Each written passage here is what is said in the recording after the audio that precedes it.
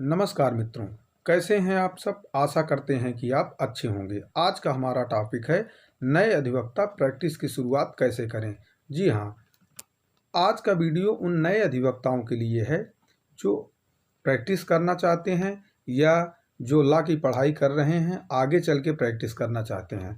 तो उस दृष्टि से आज का वीडियो उनके लिए बहुत ही महत्वपूर्ण रहेगा और इस वीडियो के माध्यम से वो जान पाएंगे कि अपने प्रैक्टिस की शुरुआत किस तरीके से आपको करनी चाहिए और इसमें आपके अभिभावकों का क्या सहयोग होना चाहिए। इन सारी बातों पर आज हम चर्चा करेंगे। तो पहला जो बिंदु है ये है कि जिनके बच्चे लॉ की पढ़ाई कर रहे हैं या पढ़ाई कंप्लीट हो चुकी है और आगे चल के प्रैक्टिस करना चाहते हैं, तो उन अभिभावकों को चाहिए कि पहली आवश्यकता जो है उनके लिए एक वाहन जो है, एक वाहन की व्यवस्था करें, टू व्हीलर फोर व्हीलर जो भी हो, और जिससे वो जो है प्रैक्टिस के दौरान आसानी से कोर्ट आ जा सकें। और दूसरी चीज़ उनको जो है एक मल्टीमीडिया मोबाइल दिलाई जाए और तीसरा एक टैबलेट जिसमें वो ड्राफ्ट को टाइप वाइप कर सकें और देख सकें, ये सारी चीज़ें। तो ये तीन चीज़ें जो है उनको मिलें। और अभिभावकों को चाहिए कि उनका ड्रेसअप देखें कि किस तरीके से उनका pant shirt coat pant shoes ये सारे ठीक ठाक हैं या नहीं हैं। तो इस तरीके से अगर 1-2 साल 3 साल तक अभिभावक देख लिए तो आगे चल के कहीं ना कहीं वो अच्छे अधिवक्ता बनेंगे, इसकी हमारी गारंटी है। अब देखिए, जैसे ये तो था कि जो अभिभावक हैं उनको क्या चेक करना है और अधिवक्ता के लिए क्या चाहिए। अधिवक्ता को चाहिए कि अधिवक्ता जो हैं उनका पहला काम ये होना चाहिए कि उनको पूरा मुंशी का काम पूरा आना चाहिए। मुंशी का काम मतलब ये है कि उनको शर्म नहीं करनी है कि ये फ़ोटो स्टेट कराने हम जा रहे हैं, टाइप कराने हम जा रहे हैं। तो इस तरीके से आपको शर्म बिल्कुल नहीं करनी है। अगर आप शर्म करेंगे तो काम नहीं सीख पाएंगे। तो आपको क्या करना है कि जो भी काम मिले उसके लिए पहले एक क्लर्क की तरीके, एक मुंशी की तरीके आप उस काम को देखिए।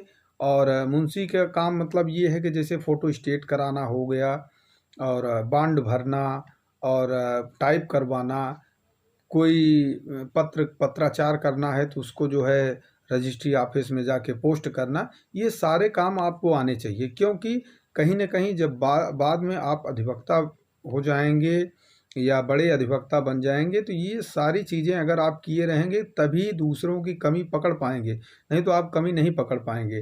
तो किस कैसे बॉन्ड भरा जाता है, कोर्ट में किस तरीके से कौन कौन से डॉक्यूमेंट अटैच किए जाते हैं, कितनी कोर्ट फीस लगती है, ये सारी चीज़ें जो है ज़्यादा से ज़्यादा बस्ते के मुंशी करते हैं। तो इसलिए जो है शुरुआती दौर में अगर किसी बस्ते से नए अधिवक्ता आप हैं और किसी बस्ते से जुड़ रहे हैं तो केवल सीनियर अधिवक्ताओं के ऊपर ही ध्यान न दिया जाए, जो उस चेंबर के मुंशी हैं उनका भी देखा जाए कि वो कौन कौन सा वर्क कर रहे हैं।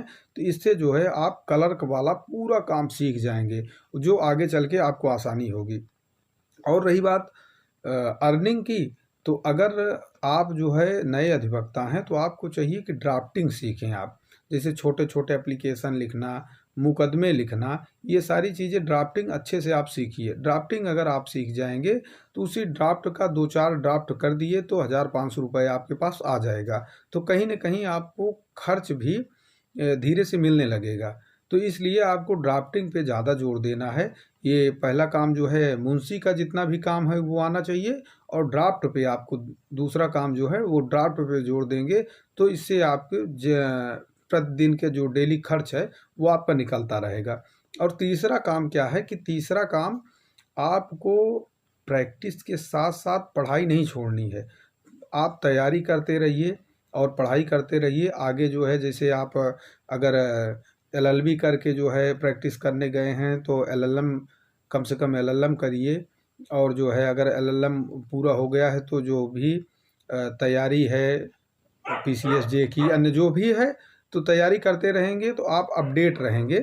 और वकालत की दृष्टि से भी नए केस जो आते हैं ये सारी चीज़ें आपके दिमाग में सेट रहेंगी। तो इस तरीके से आप अगर एक नए अधिवक्ता हैं या आगे चल के प्रैक्टिस करना चाहते हैं तो इन बिंदुओं को ध्यान में रखते हुए आप अच्छे से वर्क करिए।